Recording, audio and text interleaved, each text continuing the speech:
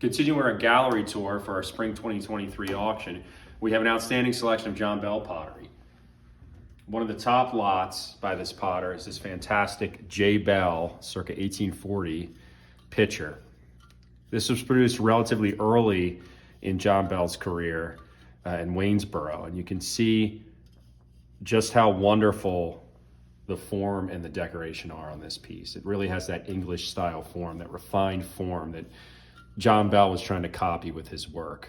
You have that beak-like spout that sticks out very far, very wide, elegant spurred handle, this coved pedestal base, expertly potted, and of course the decoration's fantastic. We have this brushed copper garland going around it. You typically use sponging, so this is unusual. You actually apply this with a brush and create an actual kind of like a foliate motif going around it as opposed to just sponged accents. And then the collar has this manganese brushwork. Check out the handle. It has alternating manganese and copper highlights. Beautiful yellow clay that you see on Bell's. And you can see, look, even on the underside, we have this where he's actually recessed it. So he's really trying to make a fine product here, a delicate product that was superior to most of his contemporaries of the time period. But going back to the color, he's using this yellow clay color that you find on his canning jars, such as this jar down here and some of his other pieces. Very desirable among collectors, and really, really beautiful form, color, and desirable early maker's mark. One of the best John Bell redware pitchers we have, potted in an exceptionally large size. Typically you see them much smaller. They're more like the size of this ale mug right here. Another great piece of John Bell pottery we have might be the best ceramic spittoon that I've ever seen in American production. This handled spittoon, sometimes called ladies' spittoons, is decorated with an exceptionally rare tin glaze. You can see this tin oxide mixed with lead glaze is forming this thin whitish coating over top of the clay. Some of the clay kind of peeks through and almost produces this salmon-y kind of color. Cobalt sponging over top of that. Really decorated like Delft china. The top has additional cobalt sponging and manganese sponging. This treatment is very rare in American pottery. You just don't see much tin glazed pottery at all. When you do see it, it's usually associated with John Bell. The size of this piece, the unusual handled form, that early John Bell, again, J. Bell, maker's mark, 1840, as we saw in the picture. Beautiful decoration, ranked this among the best ceramic spittoons that I've seen produced in this country.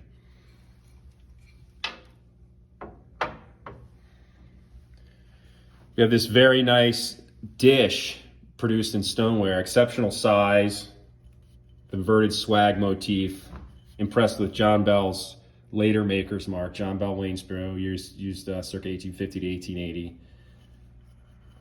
Very rare inscription on the underside for the itinerant potters Stauffer and Shank. Sometimes you'll see pieces that say S&S or have one of these potters' names on them. The two potters that work collectively at John Bell's shop. Great form.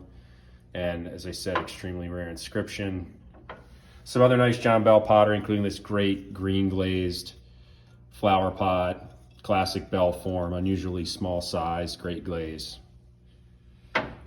More John Bell pottery down here, including this attributed John Bell bowl that was made for the Snow Hill Nunnery. These bowls, I believe it was maybe around 40 or so of these bowls were found and sold by horse auction in the 1990s. These are a really famous grouping because they got the contents of a nunnery to sell, and there were so many things in there that were left basically untouched since the 19th century and in remarkable condition. And a group of these bowls were one of them. All of them are decorated with very nice slip trailing in copper and cream colored slip. This has this beautiful 8-pointed star motif at the center.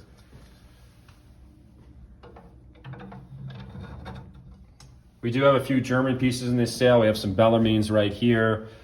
We also have an incredible large size jug, the wonderful figural medallion on the front.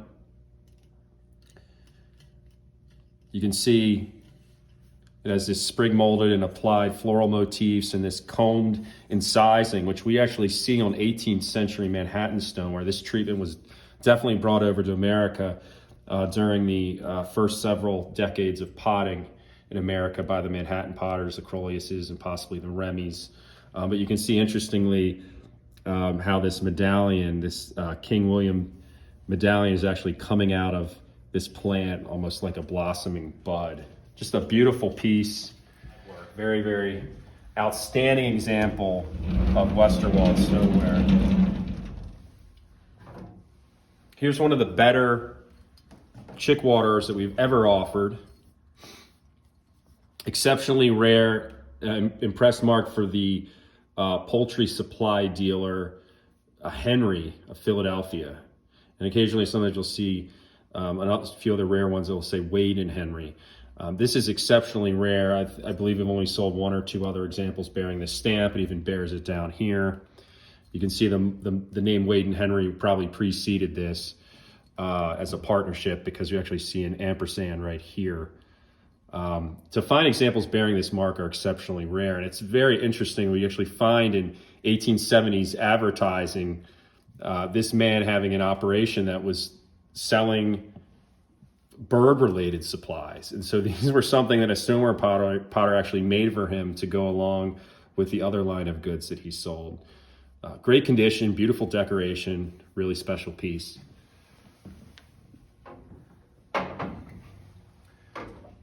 This is the only New Jersey bank that I can recall seeing that actually had New Jersey written in cobalt on it. In this case, it's an abbreviation with a backwards N.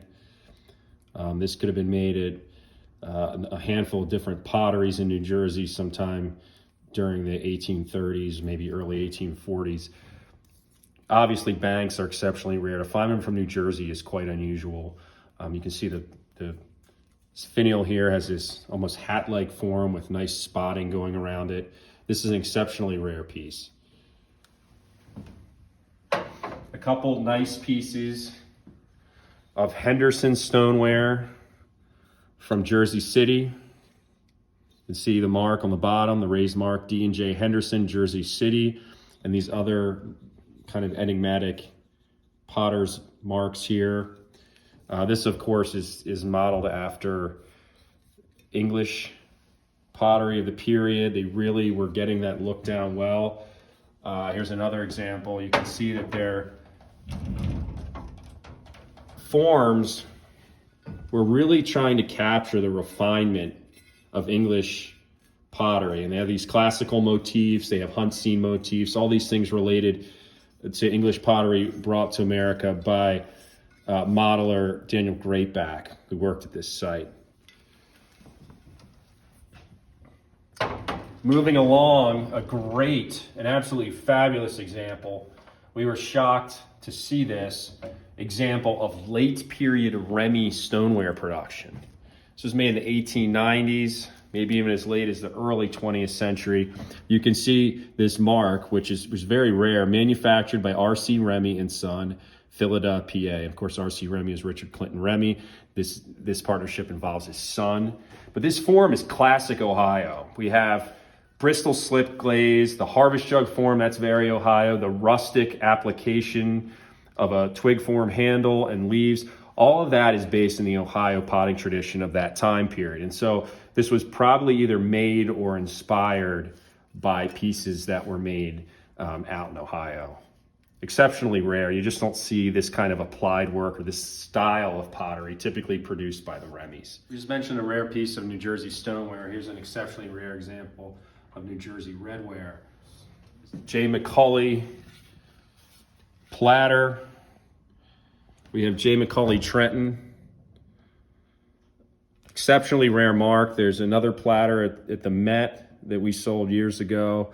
You don't see this mark very often. This is early to mid 19th century. Signed New Jersey redware is virtually non-existent. If you look at this, you would think probably Philadelphia, but it's actually made in New Jersey.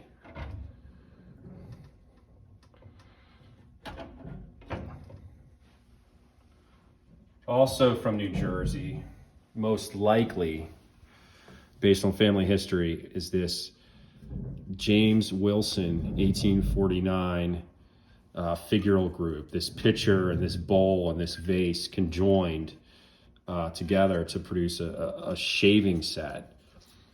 We've seen shaving mugs from the Shenandoah Valley and other areas. Usually they're kind of a larger mug with a little receptacle in it. This is a really interesting kind of triptych sculpture, almost a folk sculpture of 3 different forms conjoined. Exceptionally rare, and to have an inscription on it as well, a presentation inscription, is very unusual. Again, probably New Jersey origin, has some characteristics also of like Huntington, Long Island area pieces. An interesting small, this is probably Ohio. Beautiful impressed decoration, very different. Master salt. We can see how closely that S-curve impression, these are 2 completely different consigners, which is remarkable. It relates to that design relates to this harvest jug that we're also selling. This piece, it's a beautiful example of an Ohio harvest jug, as we just talked about, a very popular form in that state. In this case, we have these impressed S-curves, we have impressed leaves, 4-petaled floral motifs, and then this highly unusual applied medallion. They actually threw this on a wheel, like a little donut, a little hollow disc, and applied it here, and then impressed it with the owner's name, Alex Reiter, Alliance, Ohio. There's a G or a C, maybe it's Masonic, who knows, but a great form, and it even, this is a remarkable thing, even includes its original lid. Look at this sweet little lid with the impressed design that fits right on that spout right there. Wonderful piece. I have an Ohio Whippet. You look at this form and you think the bells of the Shenandoah Valley. This was actually made by Joseph Bell out in Ohio. That's a stoneware example made out of a buff clay. Great detail, really interesting figural form.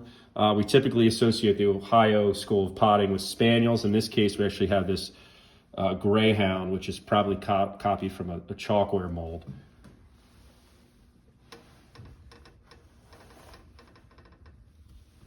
Another wonderful harvest jug. This was made for Pony Mott, who's a blacksmith. We actually have him documented as a blacksmith, and you can see his hand raising here, holding the hammer. Really, really great motif. It's almost like a occupational shaving mug, but done as a harvest jug. He worked in Peninsula, Ohio. We have that inscription here. Again, so typical of harvest jugs from that state is the twig form handle. In this case, though, it forms this unusual curve. Really, really wonderful example of a presentation harvest jug. A variety of other pieces down there. Moving along. 2 great examples of Connecticut redware. One is this jar. This is one of the splashiest decorated redware jars we've ever had. It's copper, manganese, and yellow slip. Marble decoration throughout, and it's covered in a clear lead glaze. The color of the clay, that darker red, and the marbled effect of the slip decoration really indicate that it's a Connecticut piece, possibly Norwalk. It even includes its original lid, and its lid is gorgeous as well. Take a look at that. This piece survives in great condition. When you do find this type of decorative treatment, it's typically on a platter or a loaf dish, as they call it, just like this one up here. But to find it on a jar is exceptionally rare. This is a great example of that marbled slip decoration we were just showing you. This platter, you can see, is exceptionally small, though, and has this nice oval form, almost shaped perfectly like an egg. You can see here's a more typical sized loaf dish, how much smaller this example is. Great use of 3 colors of slip. And this is attributed to Norwalk, Connecticut as well. This is a great Redware bottle, late 18th, early 19th century, possibly by a member of the Clark family of potters from Braintree, Massachusetts, or Lindborough, New Hampshire. Unusual use of brushed slip. You typically don't see that on this form. SC possibly refers to a member of the Clark family of potters. This was a piece sold to the consignor by the venerable late great pottery dealer J. Garrison Stradling, and he really felt like it could be a Clark piece. Great object. Essex County, Massachusetts jug, exceptionally early, has similar in size sine wave decoration. Nice fat size, unusually narrow spout. Just look how little that is. Some other New England Redware. Some Mandeville, Circleville, New York Redware jars with distinctive scrolled X decoration. Moving down here, a very nice harvest jug with beautiful freehand decoration, Western PA origin. You can see just how interesting the handle construction is on this. Usually these have these very fat, thick handles, but this is actually, I assume, formed when it's pulled with the thumb of the potter. It has these recessions on the side and the top that make it a little more stylish and decorative. Classic vining going around. The handle, look, you can see is decorated all over as well, as are the spouts. Great form and decoration.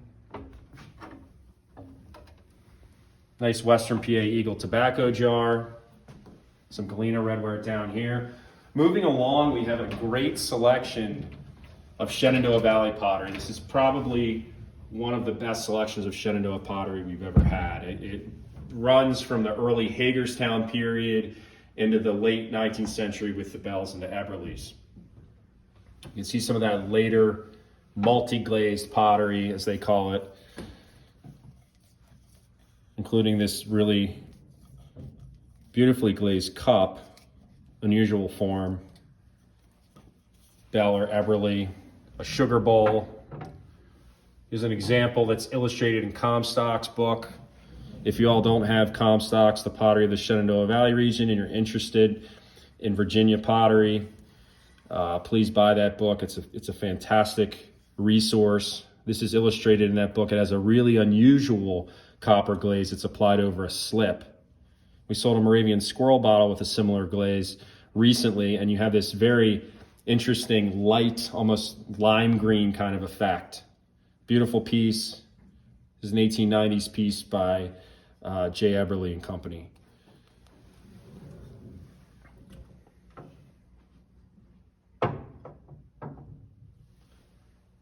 A beautiful Strasbourg miniature jug with wonderful copper glaze. You can see this is not only exceptional in its glaze, but in its size. Not many Strasbourg Redware jugs have survived. And this example is noteworthy, as I just said, for its size. It's exceptionally small, but also for that beautiful use of copper. This is one of the better creamers that we've offered. It's an unusually large size. It's attributed to J. Eberly and Company. I've seen some larger pieces that have this dendritic mocha pattern going on it. And on the Bell's examples, you can see the seaweed motif took a little stronger. This is a little more subtle, but you can see this was their effect. They're mixing it with vinegar or something like that would, when reacting with the slip, the cream-colored slip below, would produce this fanned out effect to the manganese drips. You can see also on the base, this also leads to Eberly attribution. has this interesting stepping to it, this coved area. I've seen that on a number of Eberly vases. And so a lot of times you can't tell whether something's S. Bell and Sons or J. Eberly. They're both kind of emulating each other's work during the late 19th century. This, I feel, is a strong attribution to Eberly. One of the most historically significant examples of Shenandoah Valley pottery known is this wonderful dish by John Snavely. You see this lighter green slip trail decoration, this combed or spiked cream-colored slip decoration, so typical of Hagerstown Redware. This was a treatment that they brought from the old world. Really beautiful dish. But what's most important about it, you can see on the reverse, the impressed initials JS for John Snavely. And Snavely was an associate of three other Shenandoah potters, Peter Bell, Henry Adam, and Daniel Reichard, all associated with the Hagerstown School of Potting. Snavely actually had a pottery in both Hagerstown and Shepherdstown. It's beautifully decorated, but the impressed maker's mark is really what sets this piece apart, because Snavely worked in the Hagerstown and Shepherdstown area between about 1805 and 1820. And so this is arguably the earliest impressed maker's mark of any piece of Shenandoah Valley pottery known. To find an example of signed Hagerstown Redware is, they don't really exist. And so to also link this as a signed example of Hagerstown pottery, which was the beginning of the entire Shenandoah Valley tradition, makes this a particularly important piece of early slipware. Here's another example, and you can see it has this vertically spiked cream and manganese slip decoration going around here. This is possibly Henry Adam. This one's illustrated in Comstock's book. Here's another piece we can attribute to John Snavely. It's similar in form, but if you look on the back, it has that same double disc right here. And so hopefully a body of this potter's work will be developed over the years. Here it is next to the other one.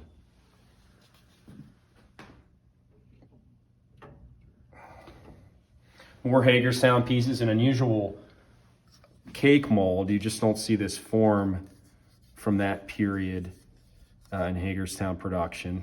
Possibly Henry Adam. Two other nice examples showing different decorative motifs.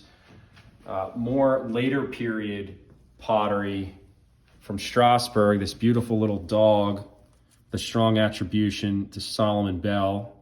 We sold basically the brother of this in a recent auction, cream-colored slip, manganese decoration, and a clear lead overglaze. A beautiful color.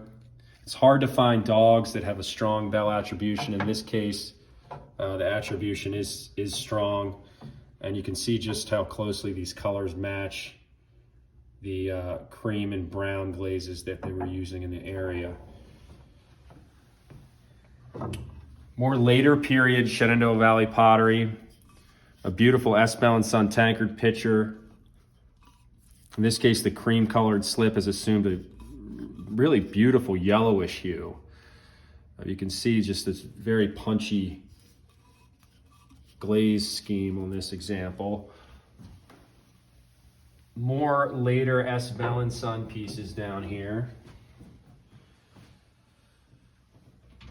Moving along, a few pieces of Bacher redware.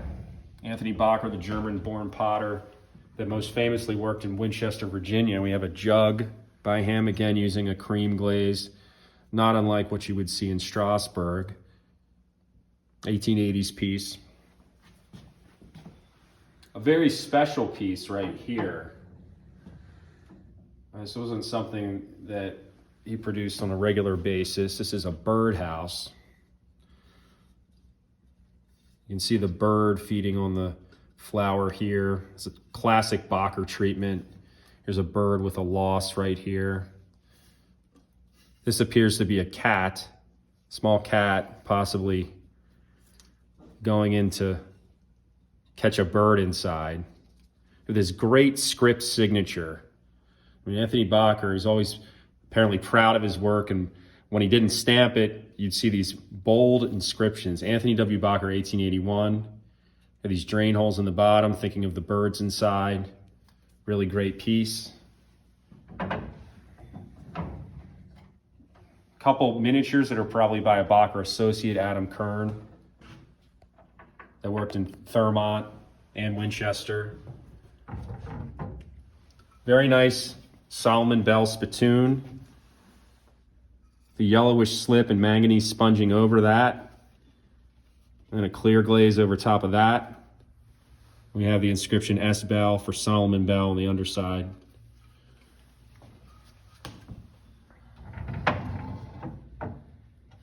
Nice Eberly vase, difficult form to find, fat creamer. Probably S. Bell and Son. A couple other wall pockets showing the different decorative applications they used on those. A very rare potty attributed to S. Bell and Sons. Old inscription on the bottom says Bell Pottery. You don't see that form very often in redware from that period.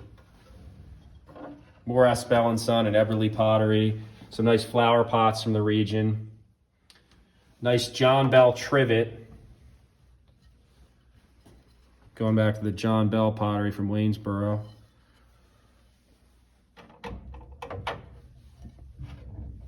Beautiful Remy pitcher with highly unusual spot decoration, forming a mound at the base of the flowers. Really beautiful piece.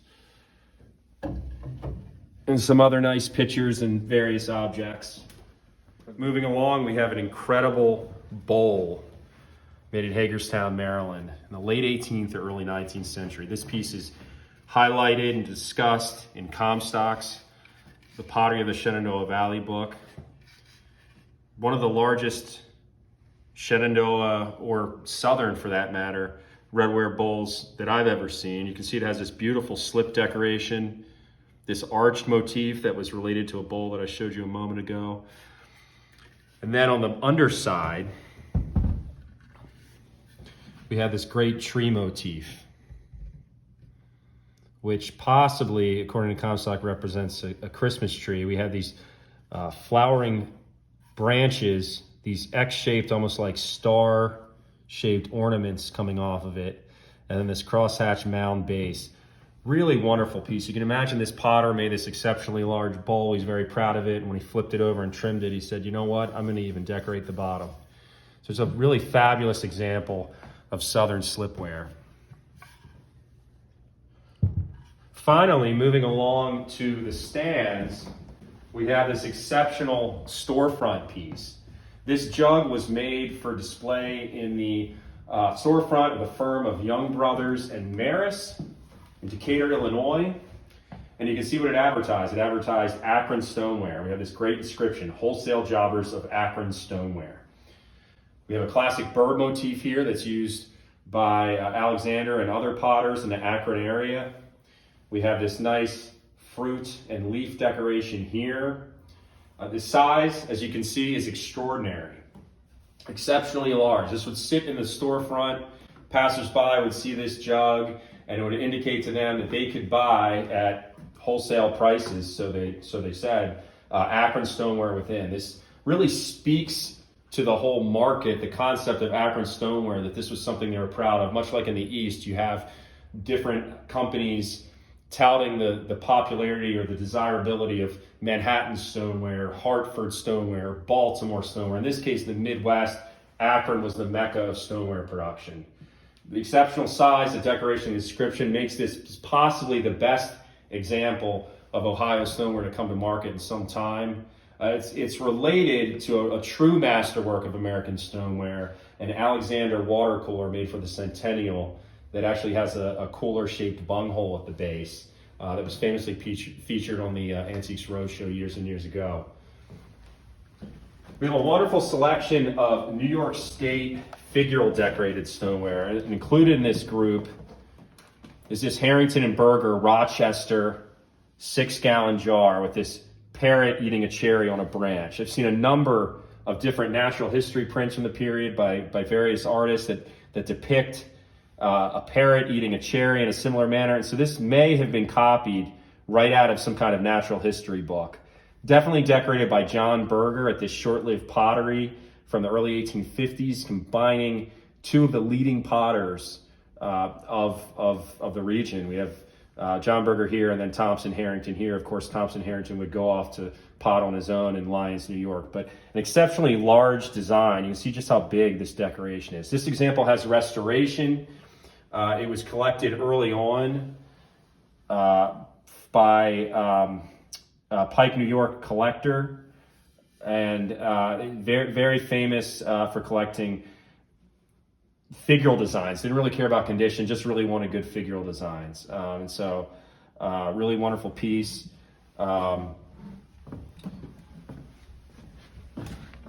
Another great example of decoration applied with a slip cup from New York State is this jug decorated crock. In this case, this might have been something similar to the double-handled jug from Ohio that I just showed you.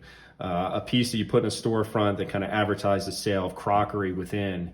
Really beautiful design.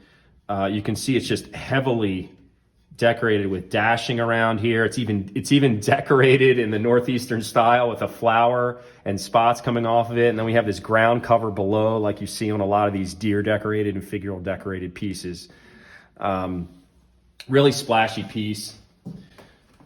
Another fantastic example of Rochester stoneware. This was also previously owned by John Morgan, the Pike, New York collector. Beautiful example of a rabbit. This might be the very best rabbit design known.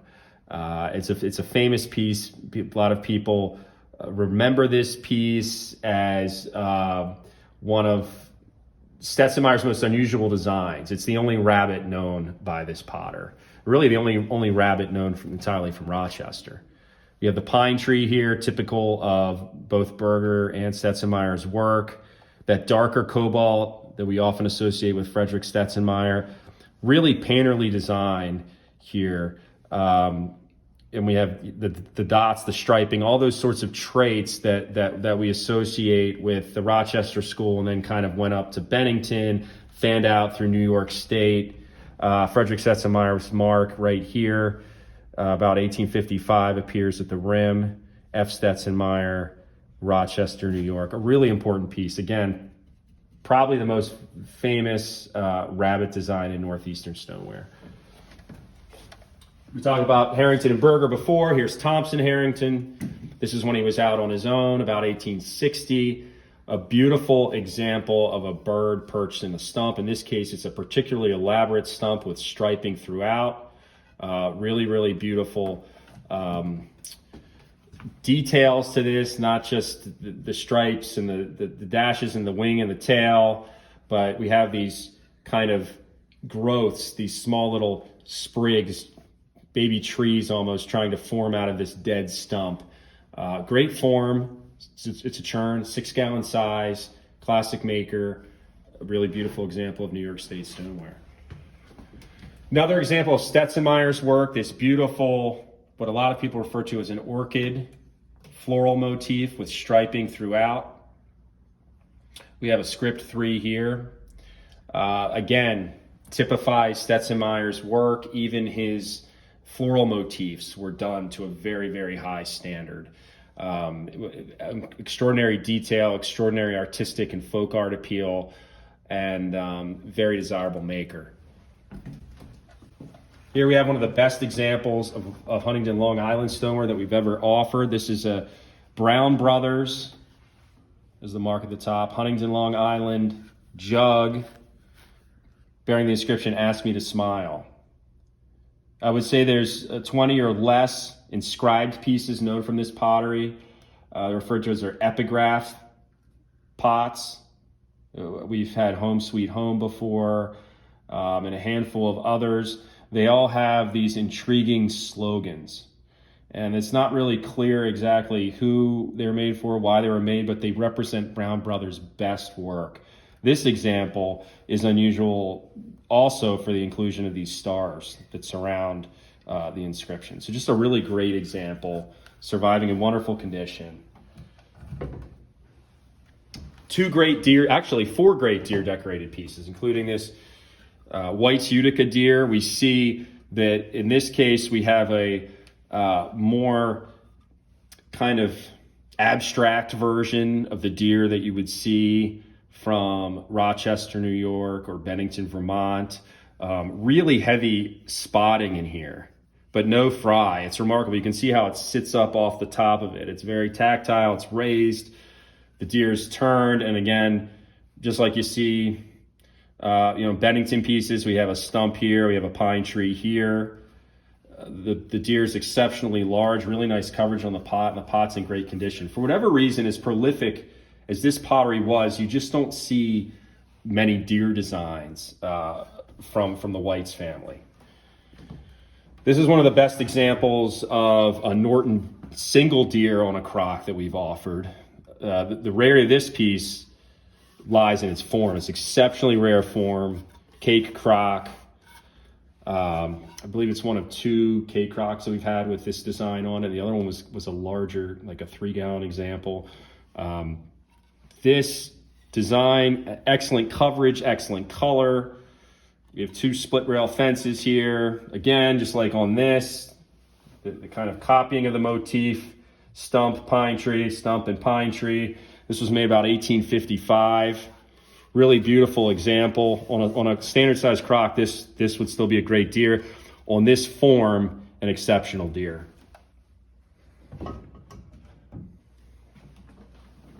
Another piece of Rochester stoneware. This is a great leaping stag.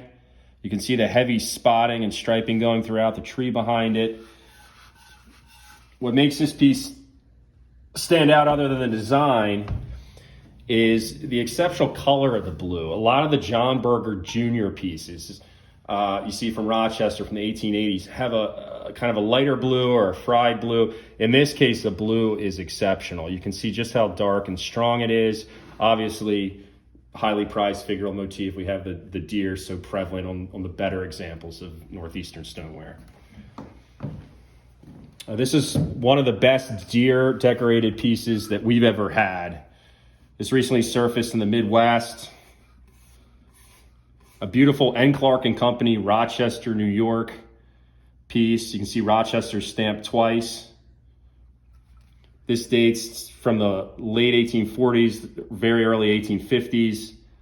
And we have this deer in kind of an unusual sniffing, kind of raised head, sniffing attitude, heavily decorated with spots between a tree and a pine tree. And the coverage is just outstanding. The crock is exceptionally low and squat for its form. Usually you see these pieces kind of have a little more base to them. It's almost like somebody, obviously they didn't, but it almost looks like somebody cut the bottom off of a crock. It makes it really extraordinary in that the design really just fills the front.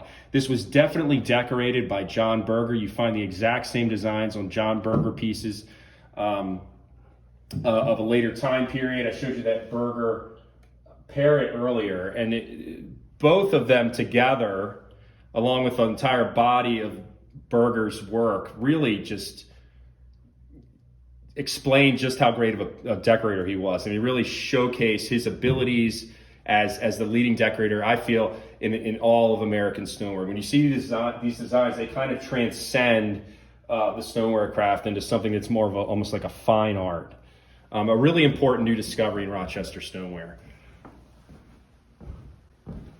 Moving over here, we have a nice Comraw piece. This piece is made special by its form. It's an unusual form. You just don't see this squat shape. Of course, he potted it on Corlier's hook right along the water, so maybe this was for use on a ship. It's one of only 2 that we've seen of this body type. Again, classic drape and tassel motif, these classical and press motifs that he was utilizing. Thomas Comraw's mark, Comraw's, and then Stoneware and York.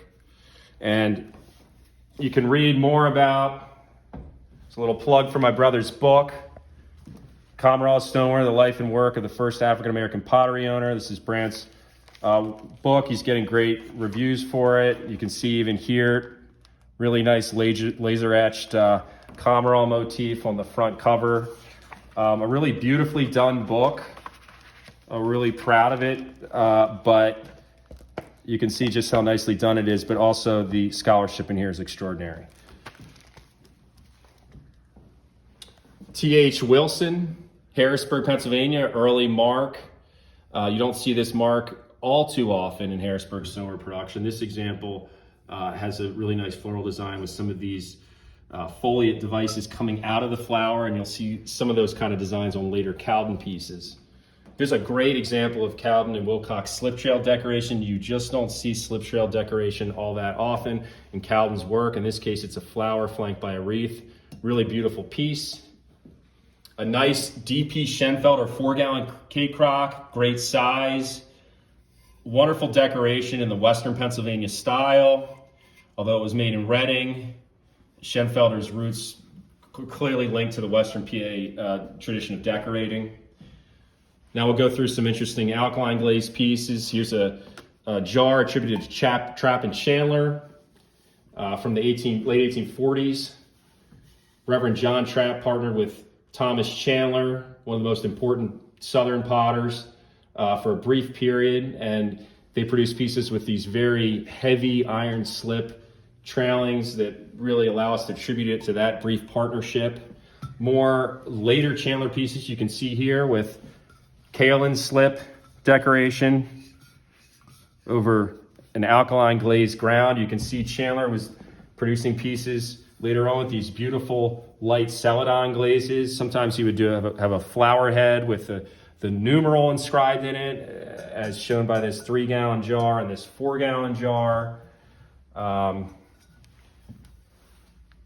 Great examples of 1850s period Edgefield stoneware. Also dating to the mid-19th century, we have 2 nice examples of B.F. Landrum pottery, including this very rare piece that I don't think you will be able to see in this video, but you might. It has a incised BF at the shoulder for B.F. Landrum. Cool piece.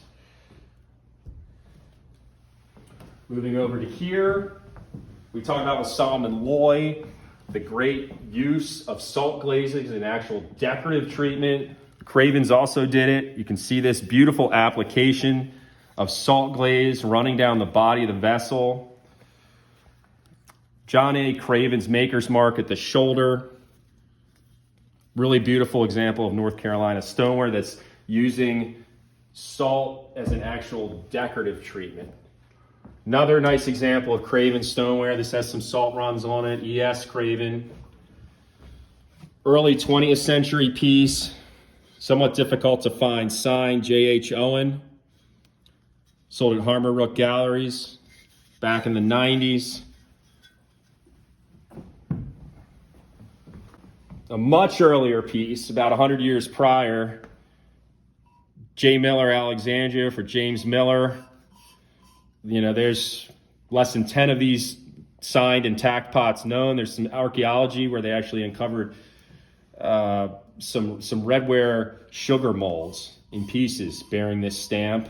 Exceptionally rare, dating to around 1820. Really beautifully colored example. You can see how nicely fired it was, and really shows that this potter, although rare to the Alexandria tradition, knew what he was doing.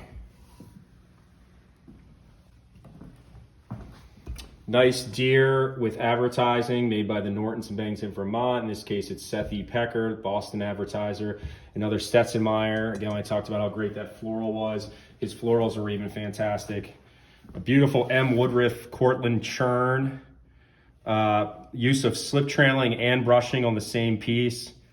Beautiful floral motif. A nice Fort Edward pheasant on stump.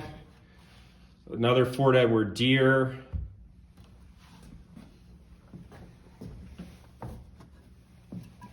This is a very interesting piece to the history of Rochester stoneware because of its design. We can link this design to John Berger Sr., but the mark is actually John Berger Jr.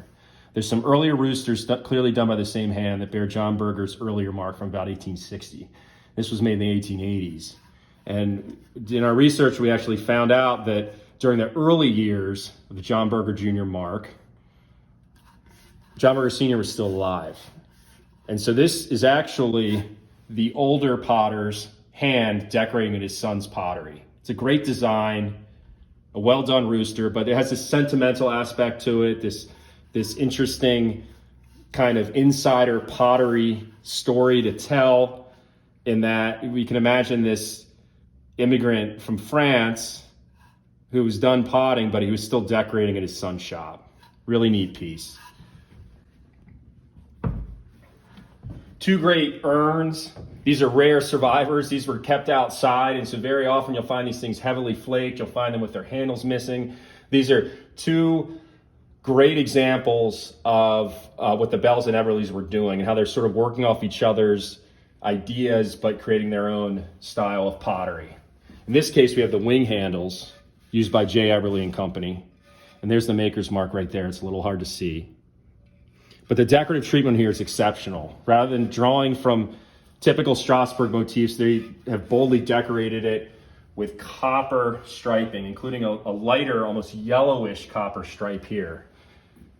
This is one of the best urns that I've seen of this type by the Everleys. It's the only one that I've seen with that striping. Really, really beautiful piece. The Bells took a similar approach with a classical lion's head motif on each side. They'd mold these lion's heads and apply them. And this one is decorated with a copper and lead glazed floral motif that you very often see on Hickerson's work, but occasionally you'll see it on other potteries works, the Everleys and the Bells. These are always attributed to Solomon Bell in Strasbourg. In rare instances, you'll see some of them signed by S. Bell and Sons, the later mark. There's an interesting Redware vase. This is possibly the work of a female potter or decorator, Mary Elizabeth Bell at Waynesboro. Very delicate floral motifs, exceptionally large size to the vase, but you can see these roses, very Victorian in its style. Beautiful example of J.H. Miller, Brandenburg, Kentucky stoneware. J.H. Miller, of course, worked with his brother John Miller in Strasbourg and then established his own pottery in Brandenburg, Kentucky, where he was doing stenciled and freehand decorated pieces. This is a beautiful example of that potter's freehand decoration. Very interesting handle construction as well. There's some more interesting pieces down here, but moving along, we'll try to keep this video going at a decent pace. We have a great example of Southern pottery, including this extremely rare, one of two known marked Bama City jugs made circa 1840 in the Mobile Bay area of Alabama. This is possibly by the Marichal family, Augustin Marichal emigrated from France and established pottery in Alabama. And so we have an interesting kind of European style handle construction here that goes straight to the spout. This is different than what we typically associate with American potter's work. Even the tooling at the spout is unusual. The decoration is extraordinary. The other example by this pottery is smaller and has a more simplistic design. The brushwork on this really indicates these potters actually knew how to decorate stuff very well. Beautiful tulip motifs, almost looks bell-like, almost looks Ohio-ish. And then we have these unusual dotted trails coming off of here. This is one of the earliest marked examples of Alabama stoneware known. And it's also interesting in that it diverges from what we typically associate the alkaline glaze tradition, which came from Edgefield, South Carolina on west. Instead, we have interesting use of cobalt brushwork and a salt glaze in the European style that was brought back from the old world. Here's an example of Dave's work. We have the deep ridges here, often seen on Dave's smaller pieces. In his hand, December 2nd, 1852. We have a mottled green alkaline glaze, and then on the back, 2 slash marks, which is one of Dave's kind of signature incisings that kind of said, hey, I made this piece.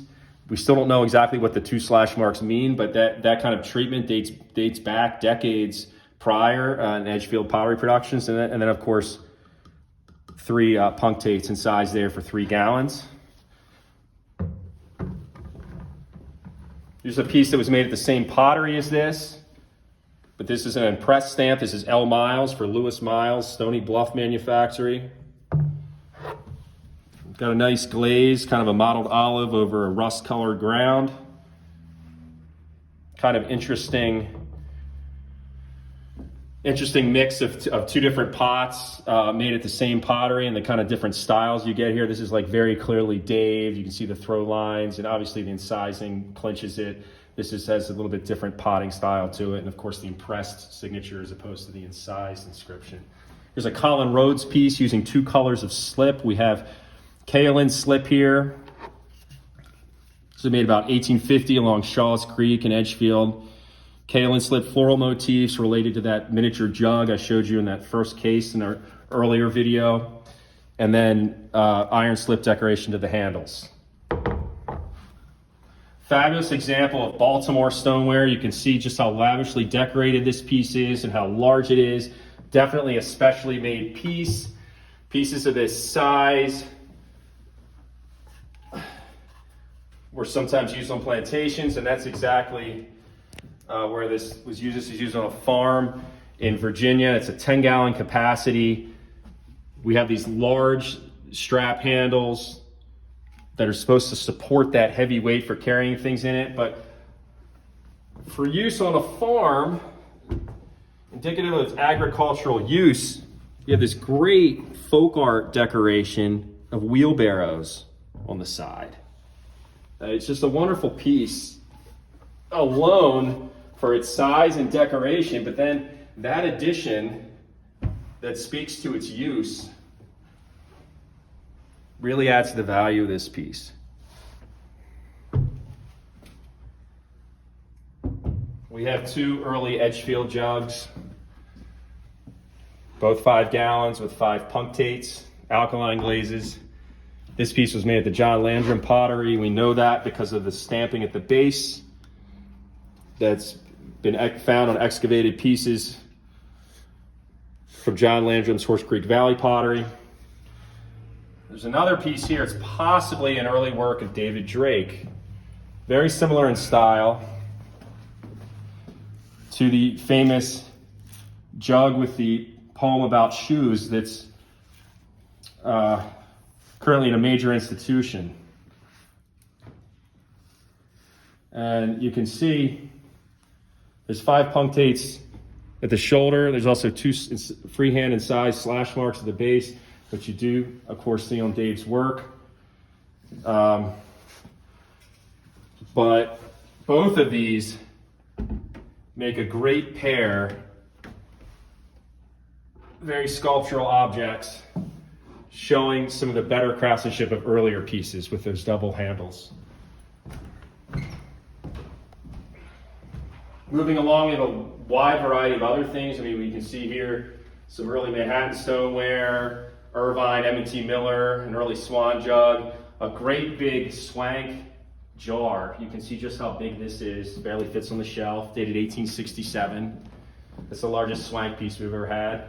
A couple large-sized Donahos, some nice freehand decorated pieces from the Mid-Atlantic area, stencil pieces from Western Pennsylvania, some Shenandoah pottery, including this nice Fulton canning jar, Baltimore pottery galore. We have a really nice selection of Baltimore brushwork.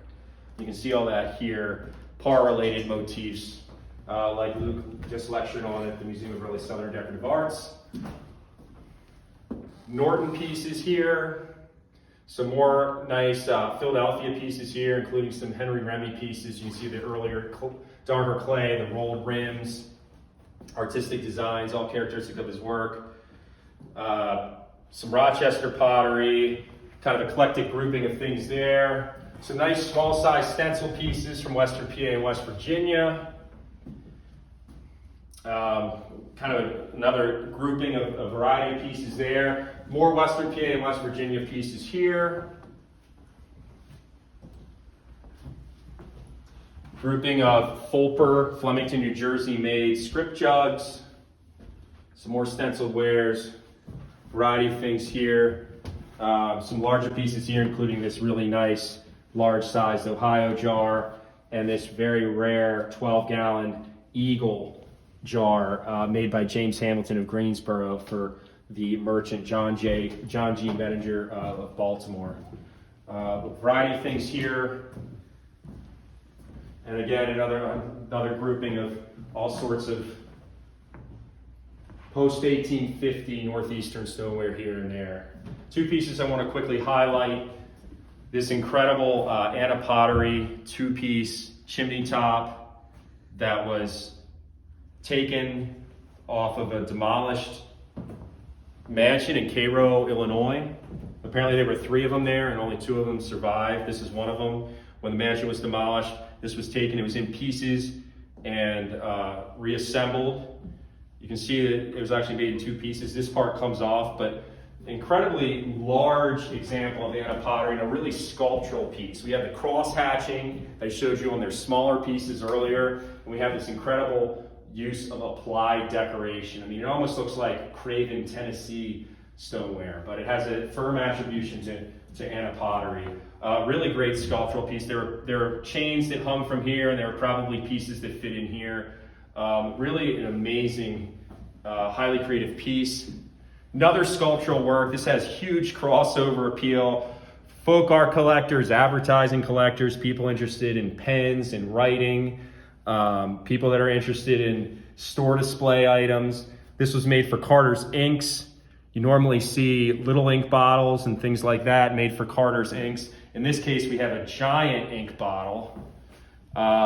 You can see that this really couldn't have been used. This is something that sat in a window. Of course, when we think of large pieces of stoneware, we think of Ohio, and that's exactly where this was made, at the E.H. Merrill Pottery in Akron, sometime during the 1880s. This is the only example that I've seen. Usually, when you see an ink bottle form, it's English, and it's about this big. So to have a salt glazed American stoneware example of this size is really remarkable. We're going to end this video on a great selection of water coolers made in the Mid-Atlantic. This beautiful Henry Harrison Remy water cooler. This is made during the 1830s. Again, we have that rolled rim. He kind of picked up this style of form and rim construction from Branch Green in Philadelphia. Beautiful decoration, these tassel-shaped flowers, stepped bunghole, decoration under the handles, decoration on the reverse. Another slightly later cooler. Again, wonderful decoration. This was a great period, the 1830s and 40s for the Remys in Philadelphia. They were producing some exceptionally well-decorated ware. The rim is squared, so it's probably slightly later than the last example I showed you, but again, similar floral motifs. If you could come around here. This is an extraordinary example of Henry Remy's work in Philadelphia. Really, really unusual bullseye floral motif. Not entirely unlike the incised Henry Remy Baltimore pitcher that I showed earlier that was made by this potter's father, in that use of negative space and then highlights in the middle. Really unusual sunflower motif, though. You just don't see it, and it's coming out of an urn. Beautiful example. This is probably the best brush decorated cooler by Henry Remy that I've seen.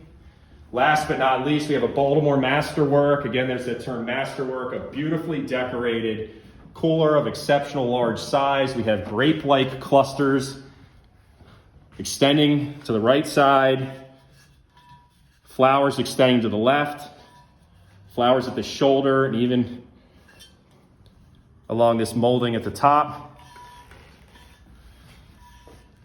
This is a masterwork of brush decoration from Baltimore, made about 1840, and it also sold in our very first auction back in 2004. All right, thank you all for joining us on this long tour of American pottery. We really appreciate you tuning into this. If you have any interest in anything in the sale, please contact us at info@crockerfarm.com or at 410-472-2016 to speak to a member of the Zip family. Thank you.